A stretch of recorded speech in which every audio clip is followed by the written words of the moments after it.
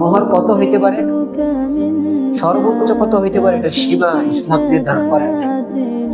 এটা 1 নম্বর কথা। আর 2 নম্বর হলো সর্বনিম্ন কি হইতে পারে।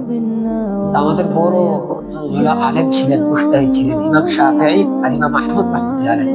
ওনারা দুইজন বলেন ওই মাযহাবে সবচেয়ে কম কত হবে, ওনারা বলেন কমেরও নির্দিষ্ট নেই, কমেরও।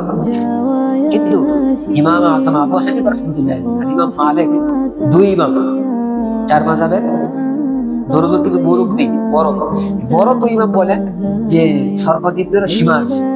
ইমাম আবু হানিফা রাহমাতুল্লাহ বলেন 10 দিরহামের নিচে মোহর আদায় মানে নির্ধারণ করলে এটা মোহর হবে না, গুনাহ হবে, সর্বনিম্ন 10 দিরহাম। আর ইমাম মালিক বলেন 1 দিনারের 4 ভাগের 1 ভাগ মানে 2.5 দিরহাম সর্বনিম্ন পরিমাণ। আমি কিছুদিন আগে হিসাব করছিলাম, আমাদের 10 দিরহামের দাম 4 থেকে 5,000 টাকা আসে। 5,000 অর্থাৎ 5,000-এর নিচে যদি কেউ ধরে তো গুনাহ হবে। বাকি 5,000 10,000 ধরে বসে থাকবো না। ওইখানে আবার মাসালা হলো সুন্নত কি, সুন্নত হলো যার যার তৌফিক অনুযায়ী, যার যার। বাস এই কথাটা যদি মনে রাখি, হাজারো কথার সারাংশ হয়ে যাবে। আমাদের সমাজে আমরা বেশিরভাগ গুরুত্ব দিই মোহরে ফাতিমি, এটা বললে কথা লম্বা হয়ে যাবে।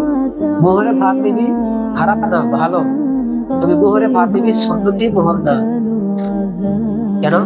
মোহরে ফাতিমি যত টাকা আসবে যদি কারো তৌফিকের বেশি হয় তখন কি তার উপরে চাপাই দিব আমরা? কিন্তু জায়েজ নেই। আবার আরেকজনের এর চাইতে ডবলের ডবল দেওয়ার কি আছে, তৌফিক আছে। তো মোহরে ফাতিমি যখন আমি দিয়ে দিলাম সে তো কমাই দিল, তাহলে মেয়ের হক নষ্ট হয়ে গেল।